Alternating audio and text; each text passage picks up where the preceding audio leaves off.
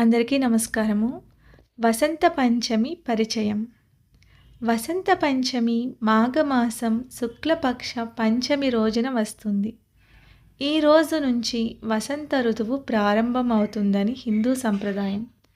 ఈ పండుగ ప్రధానంగా విద్య, కళలు, జ్ఞానం, ప్రకృతి పునరుజ్జీవనం వాటితో సంబంధం కలిగి ఉంటుంది. ఈ రోజున ముఖ్యంగా శ్రీ సరస్వతీదేవిని ఆరాధిస్తారు. వసంత పంచమి కథ సరస్వతి అవతారం. ఒకప్పుడు ఈ ప్రపంచం పూర్తిగా నిశ్శబ్దంగా అంధకారంగా ఉండేది. మనుషులకు మాటలు లేవు, భావాలు వ్యక్తపరిచే శక్తి లేదు, సంగీతం లేదు, విద్య లేదు, సృజనాత్మకత లేదు. ఈ పరిస్థితిని గమనించిన బ్రహ్మదేవుడు చాలా విచారించాడు. సృష్టి ఉన్నా దానికి ప్రాణం లేదు.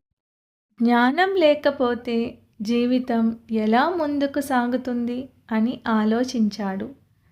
అప్పుడు బ్రహ్మదేవుడు గాఢమైన తపస్సు చేశాడు. సరస్వతీదేవి అవతారం. బ్రహ్మదేవుని తపస్సుకు ప్రసన్నమైన పరమేశ్వర శక్తి నుంచి తెల్లని కాంతితో వీణ చేత పట్టుకుని హంసవాహనంపై ఒక దివ్య రూపం అవతరించింది. ఆమెయే శ్రీ సరస్వతీదేవి. ఆమె భూమిపై అడుగుపెట్టగానే సంగీతం పుట్టింది, అక్షరాలు జన్మించాయి, మాటలకు అర్థం వచ్చింది, జ్ఞానం మనుషులలో ప్రవేశించింది. ప్రపంచమంతా ఆనందంతో నిండిపోయింది. ఈ మహత్తర ఘట్టం జరిగిన రోజు మాఘ శుక్ల పంచమి కావడంతో ఆ రోజునే వసంత పంచమిగా పూజించడం ప్రారంభమైంది. వసంత ఋతువుతో సంబంధం. ఈ కాలంలో చెట్లకు కొత్త ఆకులు వస్తాయి, పూలు విరబూస్తాయి. పసుపు రంగు ప్రకృతిలో ఎక్కువగా కనిపిస్తుంది.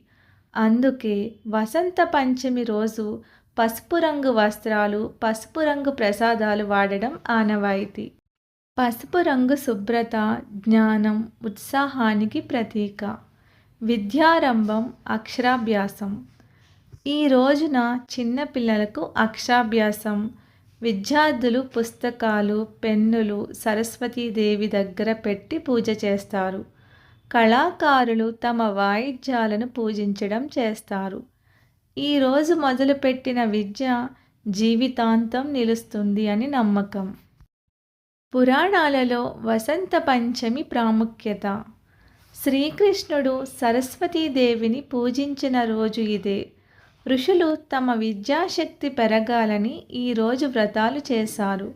విద్య, వాక్కు, బుద్ధి అన్నీ సరస్వతి అనుగ్రహంతోనే వస్తాయని శాస్త్రాలు చెబుతాయి. వసంత పంచమి వ్రత ఫలితం.